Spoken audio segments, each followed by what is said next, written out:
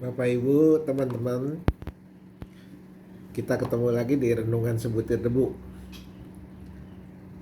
Kali ini saya ingin mengajak Bapak Ibu, kita sama-sama merenungkan tentang alat-alat lengkapan senjata Allah.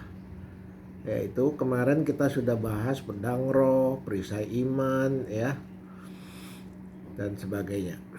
Sekarang kita akan masuk ke Efesus 6 ayat 14. Yaitu tentang berikat pinggangkan kebenaran dan berbaju sirah keadilan, ya. Dan kaki kita harus punya pakai sepatu, katanya berkasutkan kerelaan untuk memberitakan Injil. Nah, ini 3 topik, ya. Nah, jadi kita sebagai anak-anak Tuhan, kalau sudah pakai ketopong keselamatan, sudah ada perisai iman, sudah ada pedang roh, yaitu firman Allah, kita harus bisa berdiri tegap, ya, berdiri tegap. Kenapa berdiri tegap? Jangan takut akan segala masalah, karena ada Tuhan. Itu, ya, kenapa harus berdiri tegap? Jangan takut menghadapi masalah karena kita ada Tuhan, ya. Terus kita harus berikat pinggang kebenaran. Artinya kita kenapa ikat pinggang? Ikat pinggang tuh di perut, ya. Kita mesti keras-kerasin ikat pinggang. Artinya jangan kita gara-gara perut kita jadi mengkhianati Tuhan. Jangan gara-gara perut kita jadi berbuat tidak benar. Jangan gara-gara mau makan enak ikut-ikut orang kaya kita jadi salah terhadap Tuhan. Karena kalau ikut orang pasti tidak abadi. Tapi kalau kita ikut Tuhan pasti hidup kekal. Ya, karena orang kan bisa berubah, tapi Tuhan tidak bisa berubah. Jadi kita ingat kalau waktu Tuhan dicobai itu dari perut sama iblis. Waktu Tuhan habis puasa, dia dicobai. Kamu lapar kan? 40 hari 40 malam nggak makan, nggak minum. Nah, kan kamu kan Tuhan sebenarnya, kata iblis. Kamu bisa jadikan batu jadi roti. Nah, itu apa? Perut. Dalam keadaan lapar kita bisa jadi berbuat yang tidak benar, berbuat yang jahat, berbuat yang tidak adil, berbuat melanggar firman Tuhan gara-gara perut. Jadi ikat pinggang kebenaran, ya, itu artinya. Terus harus berbaju zirah keadilan. Berbaju zirah tuh baju yang dari besi, ya. Artinya hati kita, dalam kita, rohani kita harus adil. Adil dalam arti harus benar-benar seimbang, ya. Jangan kita seolah-olah rajin beribadah, baca Alkitab iya, menghafal ayat iya, tapi kita menghakimi orang. Itu tidak adil. Karena apa? Hakim yang berhak menghakimi orang hanya Tuhan, bukan manusia. Tapi kenyataannya banyak hamba Tuhan, banyak orang-orang aktivis gereja yang merasa dirinya suci menghakimi sesama manusia.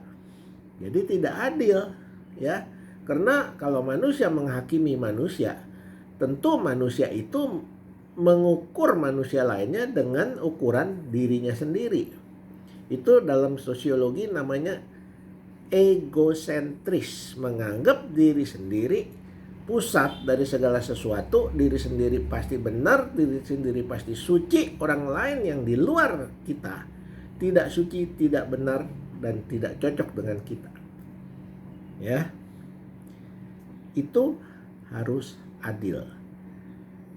Contoh, kalau kita lihat satu keluarga, oh ini keluarganya begini, anaknya sampai begini, mestinya nggak boleh begini gitu. Kalau kita gebuk nih anak begini nih, gitu misalnya ya.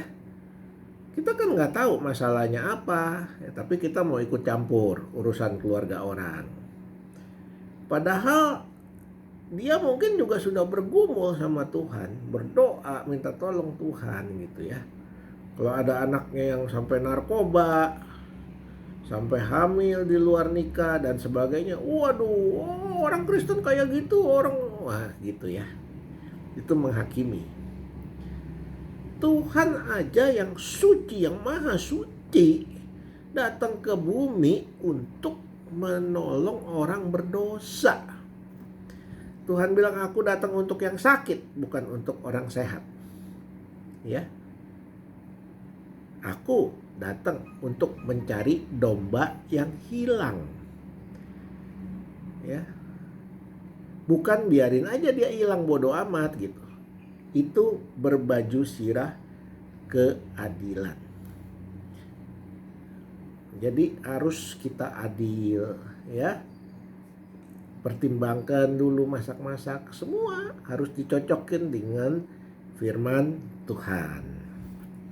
Nah, di samping itu, setelah itu semua kita pakai, kita harus menginjili. Berkasutkan kakimu, berkasutkan kerelaan untuk memberitakan Injil yang damai sejahtera. Ya. Memberitakan Injil damai sejahtera. Bukan memberitakan Injil saling menghujat. Bukan memberitakan Injil saling menghakimi. Bukan memberitakan Injil saling menyalahkan, menghina, dan sebagainya. Kita lihat banyak di YouTube sekarang, hamba-hamba Tuhan pada perang, berantem, ya.